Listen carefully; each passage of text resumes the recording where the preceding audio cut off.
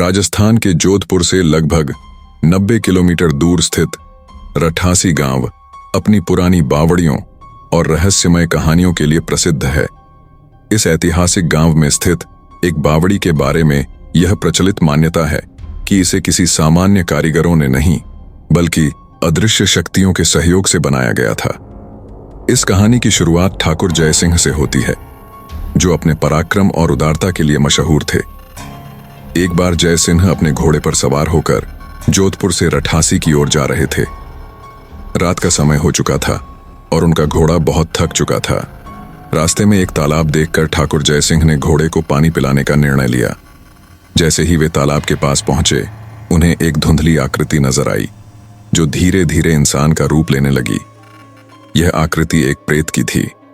प्रेत ने जयसिंह से कहा, मुझे प्यास लगी है, लेकिन मैं श्राप के कारण इस तालाब का पानी नहीं पी सकता। जयसिंह ने दया दिखाते हुए उसे पानी पिलाया।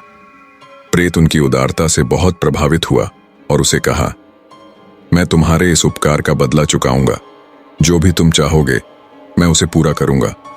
ठाकुर जयसिंह ने सोचा और प्रेत से कहा, अगर तुम मेरी सहायता करना चाहते हो तो मेरे महल में एक विशाल और सुंदर बावड़ी का निर्माण करो, ताकि गांव के लोग हमेशा पानी की सुविधा पा सकें। प्रेत ने राजा की यह बात मान ली, लेकिन उसने एक शर्त रखी, मैं दिन के समय नजर नहीं आऊंगा, लेकिन रात के समय तुम्हारे महल और बावड़ी का निर्माण कई गुना तेजी से होगा।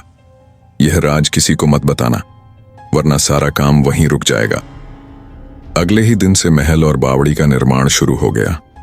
दिन में मजदूर काम करते, लेकिन रात में रहस्यमय ढंग से निर्माण तेजी से आगे बढ़ता।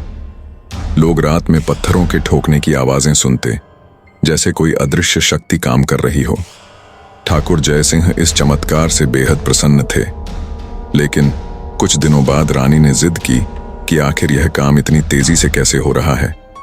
राजा ने कई बार मना किया, लेकिन अंततः रानी को यह राज बता दिया कि रात में प्रेत आकर काम को तेज करता है। जैसे ही राजा ने यह रहस्य उजागर किया, निर्माण कार्य तुरंत रुक गया।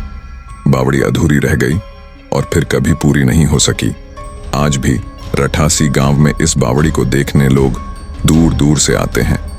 यह कहानी सुनते हैं कि कैसे एक प्रेत ने राजा जयसिंह की मदद से इस बावड़ी का निर्माण किया था, लेकिन एक राज खुलने के कारण काम अधूरा रह गया।